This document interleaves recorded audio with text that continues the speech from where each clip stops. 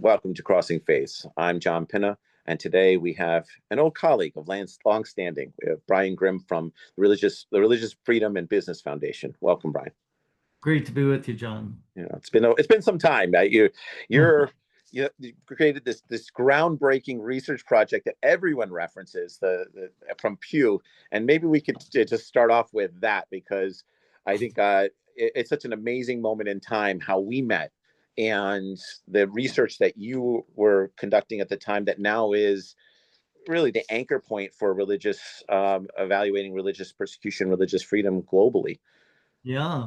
Well, that's the two indexes that Pew has been updating since I started at Pew. I started there in 2006. We did the first data from 2007, and then it's almost 20 years now, I guess 18, 19, at least 18 years of reports, monitoring, and what that's become part of the lingo, global government restrictions on religion and social hostilities involving religion. And it was a new way to look at things. And that really came out. I did a PhD later in life, when I was in my 40s. That's later than a lot of people do their PhD. And I had worked overseas in mostly the Muslim majority world since 1982. And I really came, I was in UAE during 9/11. And so, I was, right in the Muslim world at the time when, a lot of things blew up. And, I realized on Ramadan after 9/11, I was sitting on my balcony and Ramadan ended. And, when Eid starts, you can eat, right? You can get up and eat, but nobody did. There was like 1,000 men and boys, going underneath my balcony to early in the morning to this open air mosque to eat, to pray. And all the women were back home preparing a feast. And in the UAE, if as you would be aware that there's Muslims from everywhere. And I just thought, nobody, there weren't announcements in the newspaper. I don't know how they all knew to go to that field and pray, and who made them all. Nobody made them go. And then I realized that there's such a strong social dimension to religion that has nothing to do with what governments do. And of course, you have the terrorism and, that was happening, the 9/11 stuff. But, even more powerfully, I saw that way it had people's, lives and hearts pulled, beneath my balcony in something that, they could be eating, but they weren't. And when I came back the next year and my kids were starting college, then started working on the PhD. And then I, realized, I brought that understanding, having worked in China and the Soviet Union, in Central Asia and Xinjiang, where you think, religious freedom is mostly restricted by the government. Right. Then, with 9/11, and you saw some social actors, who, turned the world upside down, and created all kinds of barriers for religious freedom through those kind of actions. And then I realized, well, there's different ways religion operates, of course, Sure. but then religious freedom can be inhibited by both. And so it was, sort of that insight into thinking about religious freedom, not just as a legal issue, not just as something that lawyers and people in government fight over and you make laws about, but it has a social dimension when people are open and receptive, like people in the UAE were to me as a Catholic. Sheikh Zayed had even he was born in a Christian hospital. He's the founder of the UAE, called Oasis, and it was in Al Ain where we were working, where I was working, and he gave land for the church, and Sure. and so so there was a religious freedom. I mean, people, there's big inhibition to people converting from one faith to the other, but in general, compared to like next door in Saudi Arabia, UAE had just so much religious freedom. And so, like coming and doing the research and trying to create ways to measure these things, that elucidated the different dimensions of religious freedom. So that's anyhow, that's what that's what those measures at Pew and that were sort of where they came from a bit. Well, I didn't realize. I know that you had spent quite a bit of time overseas, and I know you spent time in China and Russia, and we had spoken about that, a long time ago. I didn't realize you got your PhD late in life, and because that I think that only someone who has a practitioner's view, who's been outside, and you know that I'm a practitioner, so I'm like Yeah. big. So that's like my big narrative. It's like, and I'm always fighting with nerds. I'm always Yeah. fighting with PhDs about what's practical and what can be done.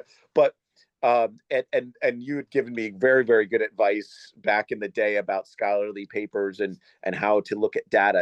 And we had a series of conversations, and so that's always kind of sticks in my mind about making sure that you're using data, looking at it broadly, and you very thoughtfully kind of gave me some advice and guidance on that. But I think the practical element of being in country or multiple countries throughout your career and throughout your life, coupled with the idea that it was also mission centric. You were working in those countries, and then Yeah. from there you got your PhD later on in life, and then you were able to sort of leverage that knowledge into something that is now really the gold standard for when it comes to measuring religious persecution globally. And so it's an amazing moment in time. I just remember, like is it 2011-ish, maybe thereabouts. Was that when you did the first publishing of it? What was it, I think 2009? it was 2009 because we had data from 2007 and 8, and then we published in 2009. Yeah, so it's 2009, and then I remember the years coming after that, and we were just, it was just such a weird, amazing moment in time where you had something so innovative and Oh, and my daughter works with me in the foundation, and she's helped with my research through the years. And when sort of that came out, and it was like a big splash, we're sort of big. yeah, And she said, "Wow, you're really famous among a very small group of people, though." well, that's the challenge. Is that So, I mean, we're excited about the big splash that made, but the thing that really surprised me, and I had a book come out around the same time, The Price of Freedom Denied, that used the measures I had created mostly when I did my PhD,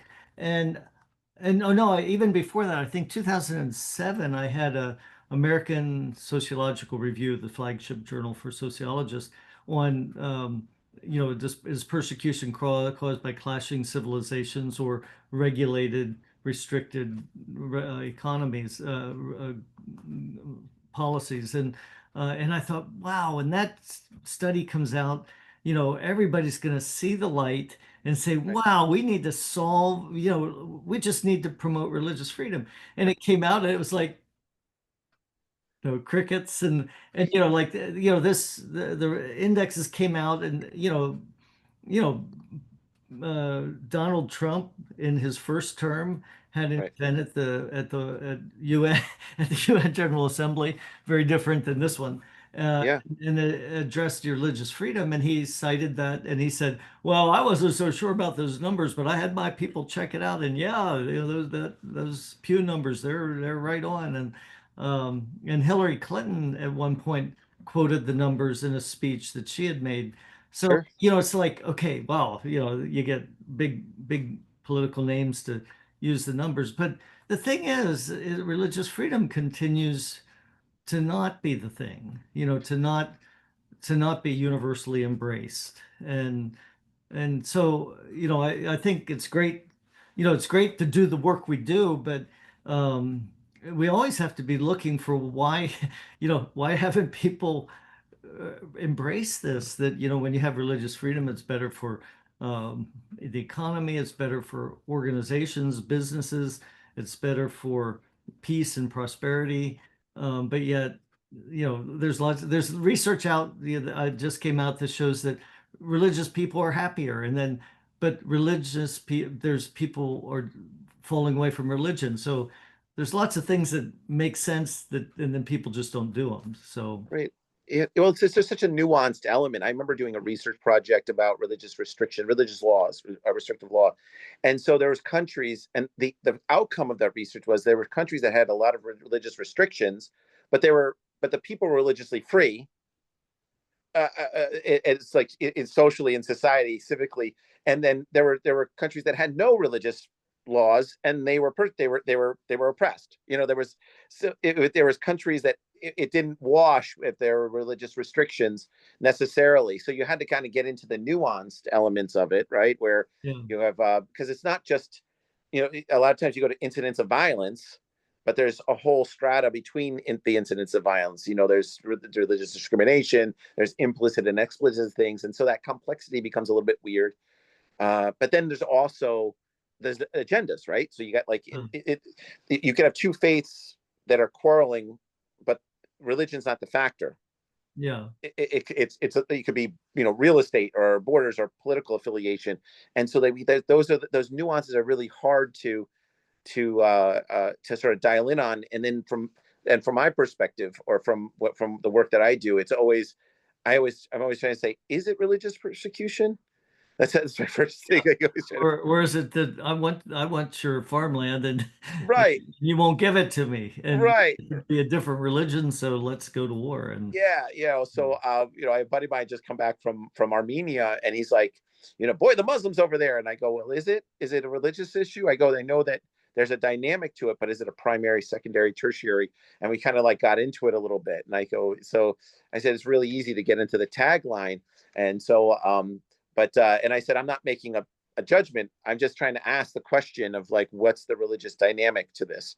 And yeah, is it something that is forward, or is it something that's grown out of catalysts? And so, but let's talk about what you do. Because you were talking about how religion is good for business, and that's religion and that's a core element of your organization, and how the work that you do right now that's capitalized and is profoundly driven from some of the work that you've done in the past, particularly at Pew. uh, What's it is religion good for business? Let's just well, it comes from my experience in the working in the Muslim world, and I had a bad experience working, and I had a really good experience. hmm, And the good experience was when my faith was respected and appreciated and included. And the bad experience was when I couldn't, that was illegal. So, I'll just share the story. So the good experience was actually happened on 9/12. It was 9/11.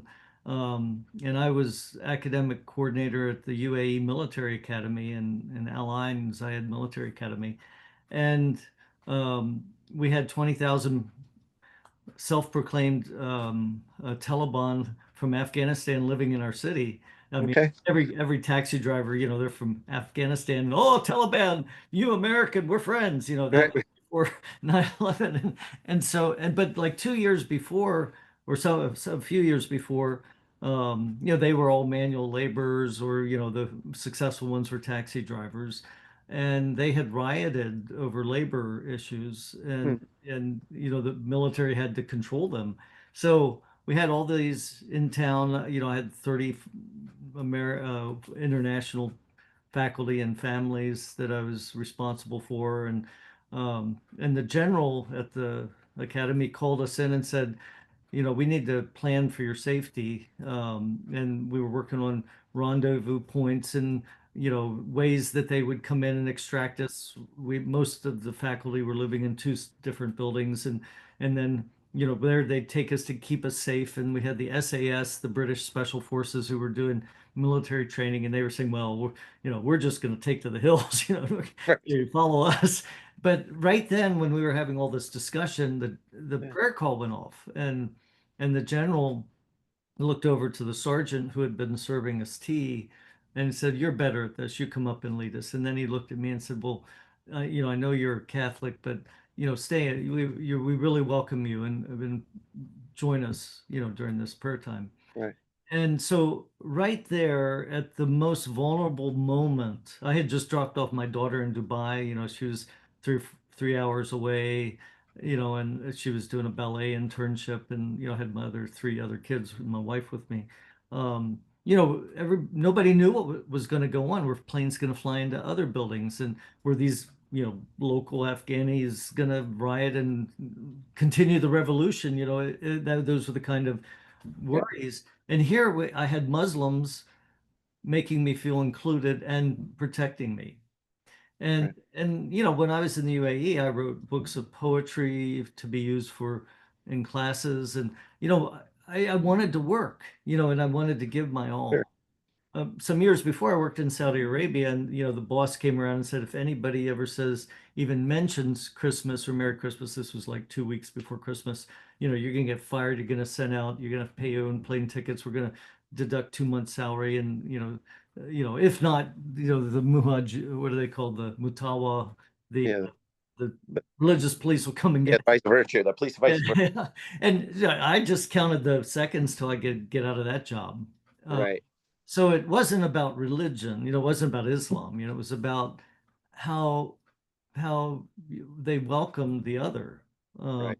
It's a and cultural nuances within the tribal culture and governmental culture, and how yeah, that's an but but overlay I faith. but that, I came back to the US just feeling that difference of working in a place where I felt respected, my faith. Sure. And so that's what really it was. As I started seeing the data, so like when you measure something like restrictions on religious freedom, you can see whether that's good or relates to good or bad social, I mean, socioeconomic outcomes, and it related to better outcomes, better sustainable development, better competitiveness. Not every country, not a, in every case, but generally speaking, it was really highly related. And so then, with my own experience of, where my faith was welcomed versus not, then as I started working with the Religious Freedom and Business Foundation and companies, I said it's the same thing. If somebody comes to whatever the company is, company X, and they say, well, we can't say Merry Christmas here. Right. In fact, we don't do religion here. Don't say Happy Hanukkah. Don't say, Eid Mubarak. Don't say any of those offensive things. If that, then pretty soon, whatever your faith or belief is, it's like, well, I just need to hunker down, not mention anything, and then you're pretty, then you're feeling like I did in my one case where I didn't feel welcome. I'm looking to get out of that job and find a better one. Right. Uh, Yeah. What an interesting. I mean, like it's an interesting take. It's like you're, and I think everybody can turn around and feel that way, right? Everybody knows when, whether it's religion or not, when they're at a workplace environment and they don't feel comfortable being themselves, right? They don't, or being yeah, natural. And for a lot of people, faith is where they get comfort. It's where it's the thing that might drive them. That may be their primary element. For others, it's very personal. But there's a component of this. It's it where you're countries, companies are trying to create a culture, and and cultivating a culture of faith is a lot of people are fearful because they just don't know what's acceptable and what's going on, right? yeah, That's so maybe a lot of would I think a lot of companies are saying, oh, you want to know what, this is great, but where do you begin? yeah, And I did some consulting with Estee Lauder on the very something very similar that you do, and they were trying to cultivate faith, and they were like, well, what are faiths? That was the first question. They were like, they're like, what do we do with somebody who's spiritual? What do we do with the devil worshippers? yeah, That was the thing. So maybe you could talk a little bit about that, because there's the idea of like what we know, and then yeah, and what's generally accepted, but there's a lot of practices out there that people don't know. And so how do you approach that? yeah. Well, I think one of one of the guys I know, he's a Supreme Court judge at the Vatican. So they have a so-called Supreme Court, Sure. um, and he did a lot of the negotiations. He was a Jewish convert to Christianity, and he did a lot of negotiations to normalize relationship between the Vatican and Israel some years ago, because they didn't have relations. Um, and he said, look, if we don't have religious freedom for everybody, we don't have religious freedom ourselves. That was his perspective as a Catholic who was a convert. And so, for him, religious freedom is something you have to protect for everyone. Um, so I think that's sort of the beginning point to answer your question. What about the Satanist or the spiritualist or It's a comfortability issue. Like, how do you get into that well, I uncomfortable think area? the first thing is to realize, that religious freedom has an implication that if I'm going to have it, I need to protect that right for the other. Otherwise, I don't have it either. So, Right. so I think that's it. Maybe that's an intellectual position. But I think in more practical terms, I live at the U.S. Naval Academy in Annapolis. My wife coordinates study abroad for the Naval Academy, and we live here. And one of our neighbors is a retired admiral who was the chief of chaplains for the U.S. Marine Corps. And he retired, and he tells a story that I think gets to the heart of the practicality of including the Satanists, or because he had a request when he was a more junior officer on an aircraft carrier, that the Satanists wanted to have a ceremony where they whatever did burn something, and they had their ceremony. And all the normal religions had a space and time they could hold services, but this was new. And so he went to the CO, the commanding officer, and said, hey, the Satanists want to do this. And he said, no, no way in hell are you gonna let them come and get on this ship. And then he went away and thought, well, that didn't go very well. So he went back and set up another meeting with CEO. He said, sir, I want to protect you from being on the top fold of the New York Times for religious discrimination, on an aircraft carrier. And he said, this is a religious freedom issue. And, trust me, there's just a handful of these guys. They want to have a ceremony. And if we don't allow it, that's going to make news. If we do allow it, we'll just see where it goes. And they allowed it, they had it, and it never came up again. Right. Okay. Uh, Yeah. so we make boogeymen out of things that offend us, maybe, or we think are not right, or it's of the devil. And for many Christians, they can say, well, how can we work for religious freedom when that means we're giving equal weight to religions that that's no, Christians use the term, that's no way to love people, because they're going to go to hell if we don't, if they don't see, the Jesus is the only way, the truth, and the life, and the only way to God. And so for Christians, it's for some Christians, then that becomes a huge, no, we can't work for somebody else's ability to spread their faith or have their faith practice, because it's wrong.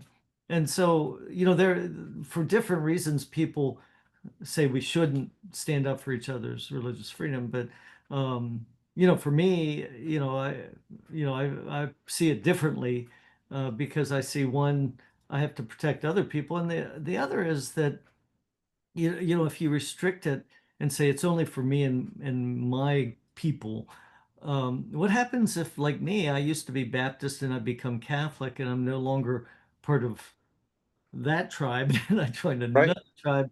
And what happens if religious freedom was defined when I was a Baptist?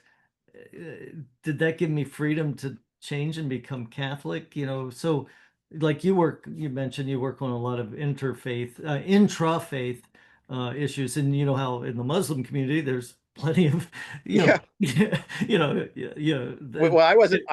Ismailis weren't Muslim until, are considered Muslim by the Ummah until 2004. So the Amman message, right, in Amman. yeah, So yeah, like it was all of a sudden we're brought into the fold, and and I always describe us as Islam after hours. That's because we're an esoteric sect. But yeah. yeah, there's all these little nuances within the interfaith component. It's like that's difficult. It's like you're a Catholic, I was like, what about the Anglicans? You know, and then we have the Episcopalians, which is, you know, they're Catholics.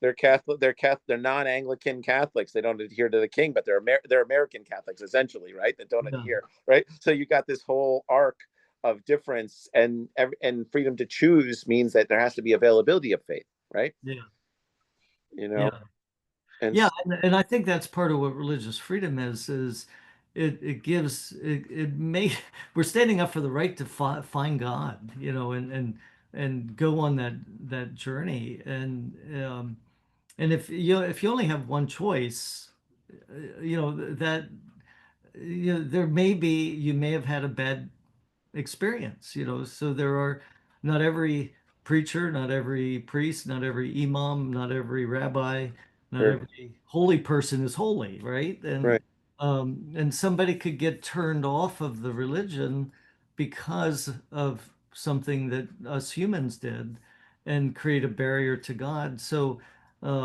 if you don't have enough religious freedom to say, well, I, you know, I'm still seeking God, but I just can't go to that, you know, that place of worship or that group because they hurt me so bad. And yeah, so, you know, and there's a lot of religious trauma in the world, you know, where people sure, have been hurt or offended. And so religious freedom is also for people, you know, if you think of going back to our Satanist example, and nothing, I'm not preaching against Satanists, but there's maybe a reason they've chosen that. right. And so without having religious freedom and saying, no, you aren't allowed to do that, that might have been what they retreated to because of some other bad experience. I'm just hypothetical, but Yeah. Well, what about practice? How do you balance practice, amongst faith groups? You and I work in this space quite a bit. But if you're working, you're implementing this in a business, and then it's do you set time aside? How do you respect, prayer times? I mean, if you're super Catholic, you got Vespers, right? You got prayer multiple times a day. How do you balance practice with the religious freedom concept with practice and maintaining productivity at work, for example? I'm sure this is a concern, right? That's yeah. been So I mean, one is that um, you know, a job has, you know, your jobs have to get things done and you have to accomplish things and people have to work together that are different. And so, you know, a job can't be a church or a mosque, you know, so to speak, because not everybody's going to be Christian or Muslim or whatever the faith. Um, so it's by definition, a workplace is going to be pluralistic. So that, you know, that's sort of a beginning point. But then, you know, you've got the job that has to be done. But if you have to, you know, pray on, like for many Muslims, pray on Friday at a certain time, um, and the job makes it impossible to do that, then you either say, well, that's not the right place for me to work, and I'm going to find a place that'll let me do that. Or maybe the employer says, whoa, you're a good worker here and you just need that hour. Why can't we do something to make sure, you know, we can accommodate that? So I think it's mostly for the employers having an accommodation mindset that, you know, that realizing, you know, people have different religious needs and things they have to do and the ways they have to eat or dress or, you know, pray. So making that space. And then the other is that, you know, like the difference between a Baptist and a Catholic in the workplace.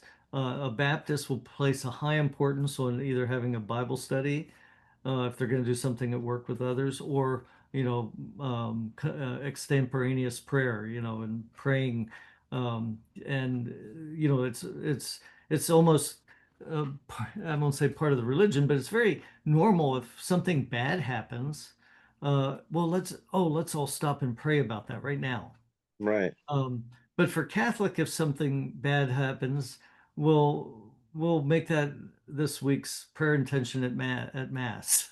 right, Yeah, yeah, and so you know, like Catholics don't stop and well, let's just hold hands and pray. right, Uh, so there is such a diversity of how people put it in practice. But for the Baptist, they can't understand why the Catholic wouldn't want to pray about it, and the Catholic can't understand.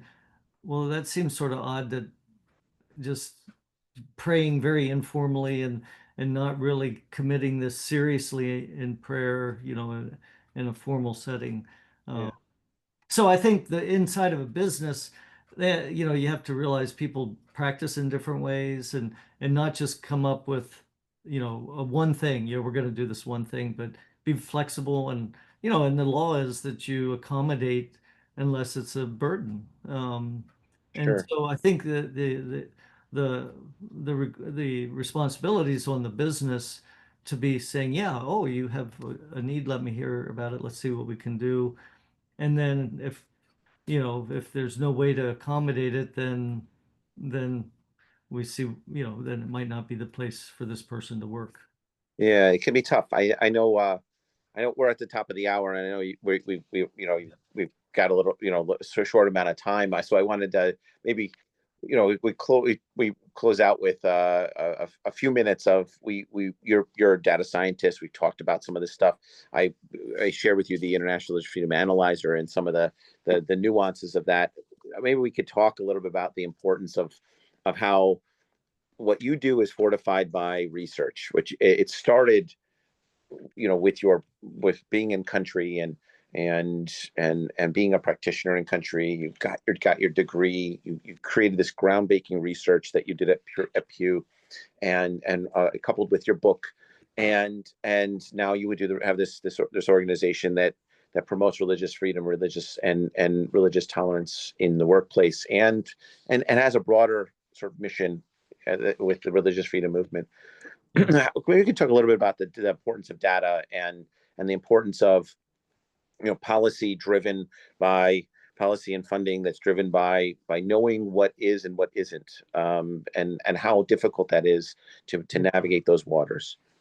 Well, I was just in a meeting yesterday in New York with the World Economic Forum, and I'm part of a faith and action group.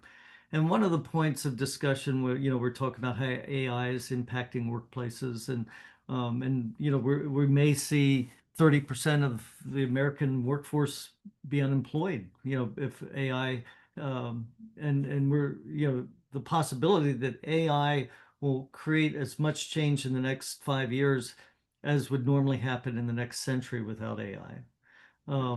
So in that kind of disruptive, and people are, hysterically against AI, and others are, historically, hysterically for it. Sure. But in the real, the data behind, we have to understand that there's some strong data indicating these big changes are coming. And so if a company, just as an example for a company, they can read the cards, that they're going to need, law firms are going to need half the number of legal clerks, Sure. tech companies don't need people to write code anymore because it can be self-generated.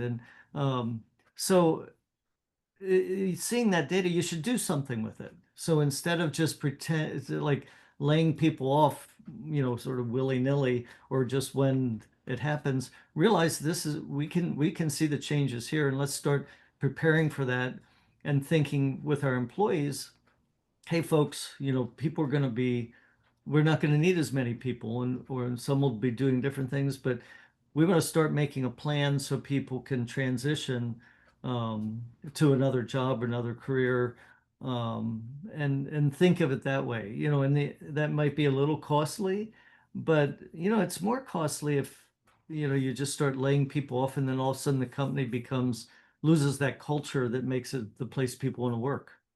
Sure. Sure. I I mean, think the data is so important. Data is important on religious freedom. Otherwise, just to bring it back to the US as an example, people think, there's a narrative that so much persecution is happening in the US. And then if you have data and say, whoa, how many people have been imprisoned for their faith in the US? And it's like, well, we don't really have many, right. if any. Yeah. And then you go to other countries and there's hundreds, if not thousands. And so data helps us also have that perspective. Right. Well, what you can also like the definition of what persecution is when they talk about nuances. Yeah, People can feel that persecution based on something that's very implicit, right? That's not explicit. right. And it can be difficult to kind of figure that out, and that importance of how you look at the data. What's the country with the most that has the most religious persecution? If you're just aggregating the number of countries of a faith, and you have 120 countries that are persecuting X religion, and then you have 119 that are persecuting, Y the Y religion, but if it's just a number of countries, then you say, oh God, X is the most persecuted, but they could only have one person persecuted in Yeah, it. yeah, And so like the numbers can be fiddled around with, which is something that you deal with on a regular basis because of your academic and scholarly background, and something that I deal with because I'm trying to figure out what is, um, yeah, you know, and so it's a challenge. yeah. But Well, and that's why good data is really important because in the absence of any data, then the most interesting anecdote becomes the data point. Right, right, there's objective data, but then you have subjective, which is just as important. I mean, anecdotes, storytelling, and a person's experience is data in itself. Yeah, But then you have to figure out how you're going to validate that to get to the point. But well, Brian, I appreciate you taking the time. It means a lot. yeah. Well, it's great discussion, John, and let's do it again. Yeah, we'll have to do it again soon. We'll have to get deep into data and back and forth on it. So I appreciate it. Yeah. Thanks, John. Thank you.